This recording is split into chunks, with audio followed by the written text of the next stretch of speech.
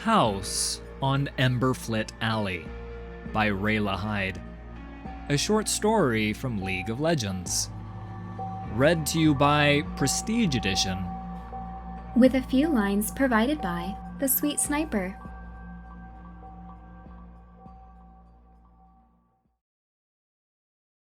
Viktor's third arm emitted a thin ray of light that welded metal into his left arm with steady precision.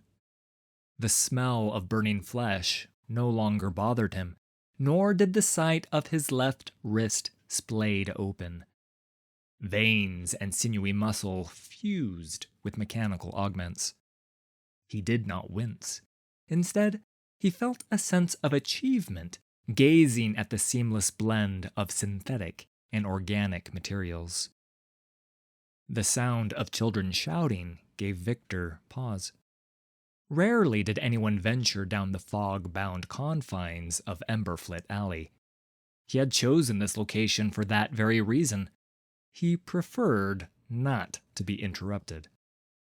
Keeping his left arm immobile, Viktor adjusted a silver dial on his iridoscope.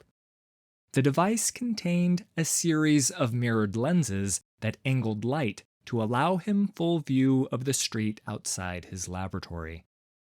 Several children were violently shoving a malnourished boy toward Viktor's wrought iron gates. I doubt NAF will last a minute in there, said a girl with imitation gemstones embedded above her eyes. I bet he comes back with a brass head, said a boy with a shock of red hair.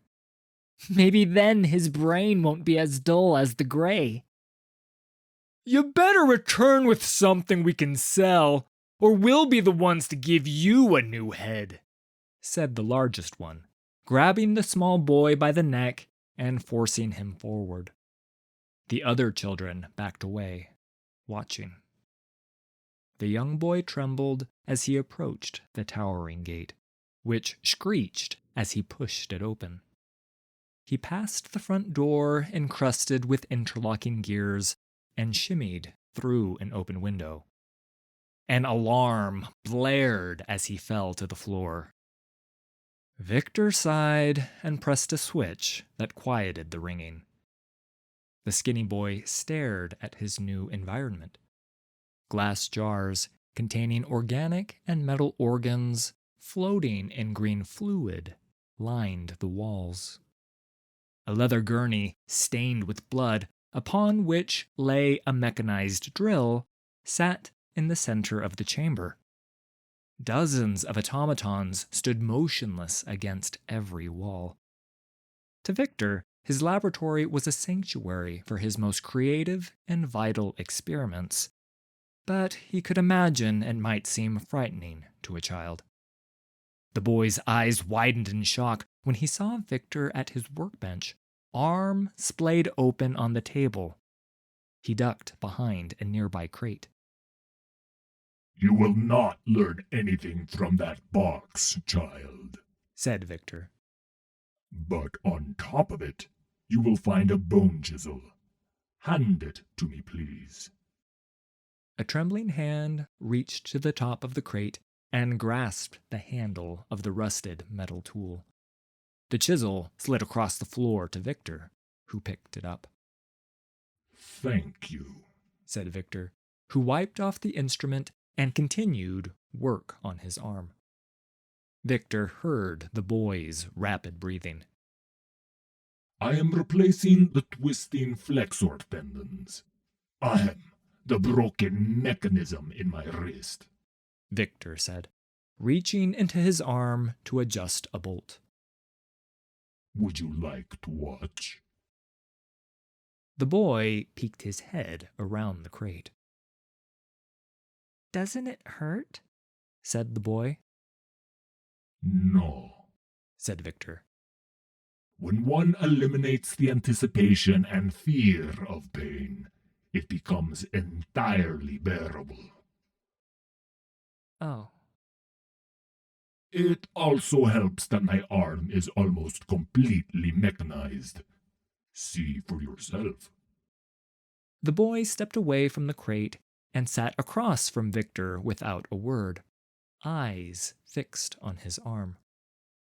Viktor resumed welding a new bolt drive onto the tendons beneath his skin.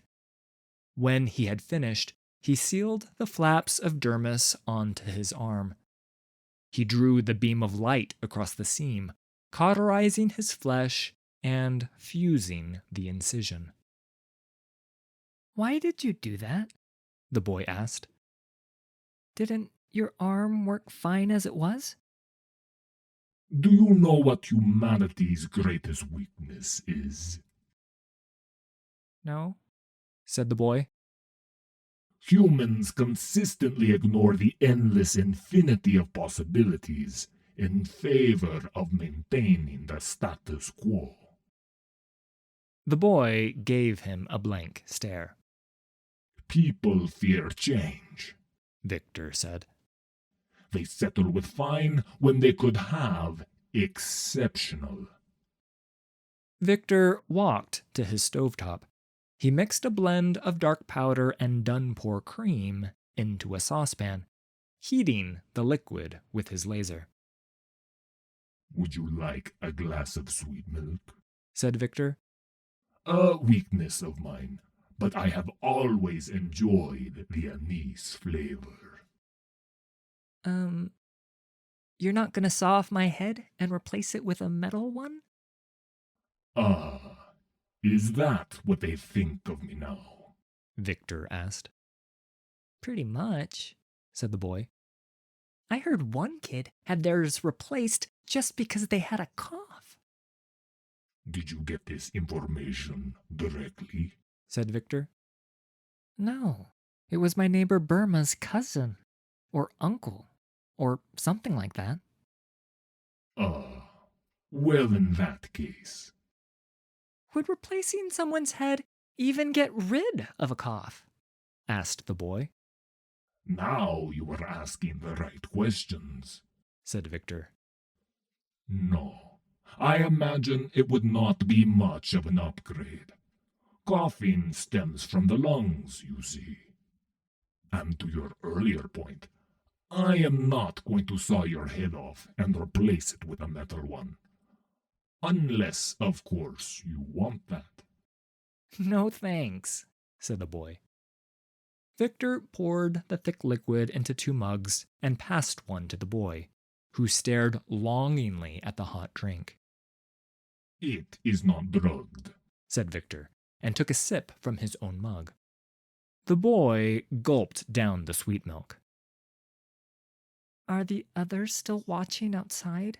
Said the boy through stained teeth. Viktor glanced through his iridoscope. The 3 children were still waiting by the front entrance. Indeed they are. Do you wish to give them a scare? Viktor said. The boy's eyes lit up, and he nodded. Viktor handed him a sonophone and said, Scream as loud as you can into this.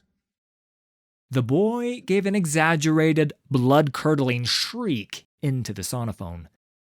It echoed along Emberflit Alley, and the other children jumped in terror, quickly scattering to hide.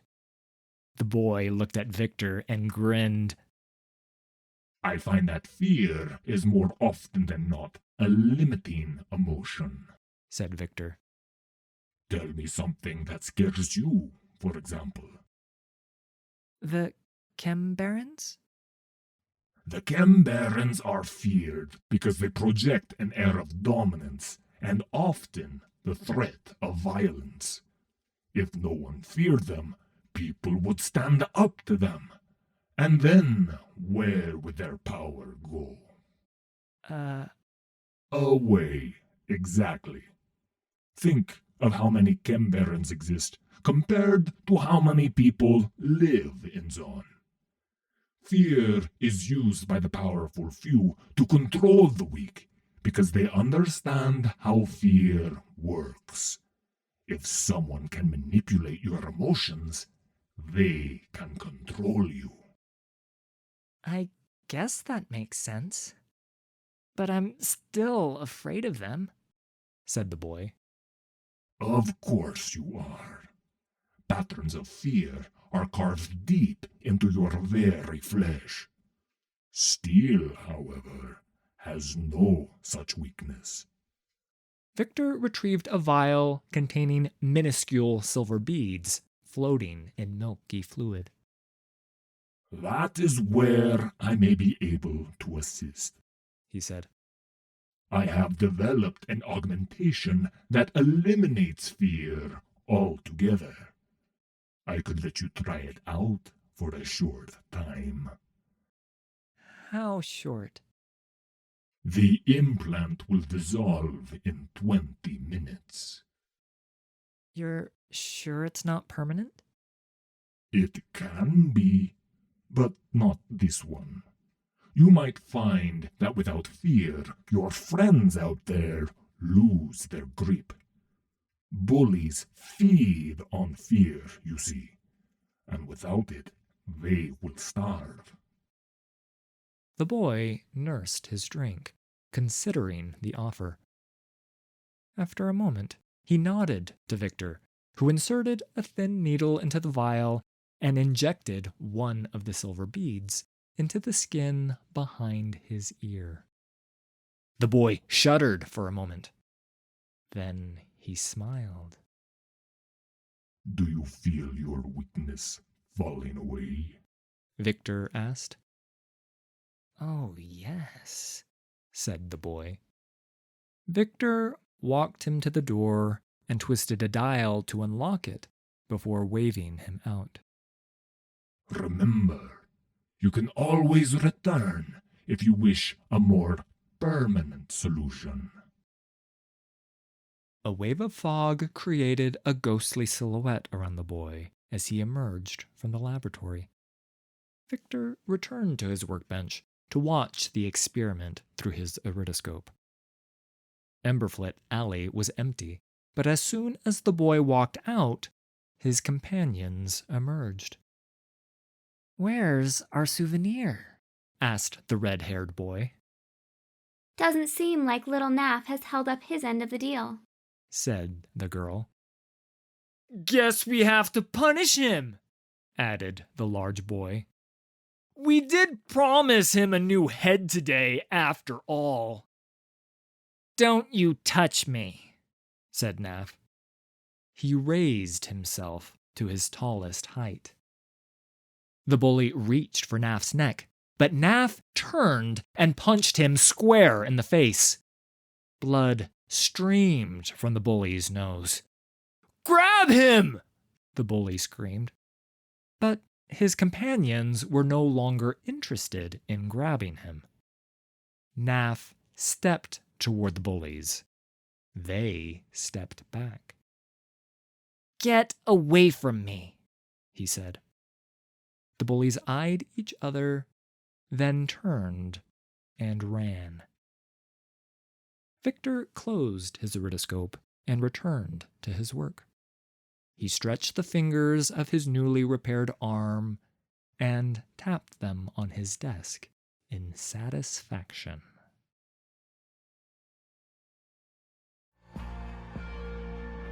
I'd like to thank the Sweet Sniper for this week's collaboration. You can find me at twitch.tv/thesweetsniper. All credit for these stories goes to Riot Games and League of Legends. Full details can be found in the video description. If you enjoyed this production, please hit like and subscribe. There's a lot more coming.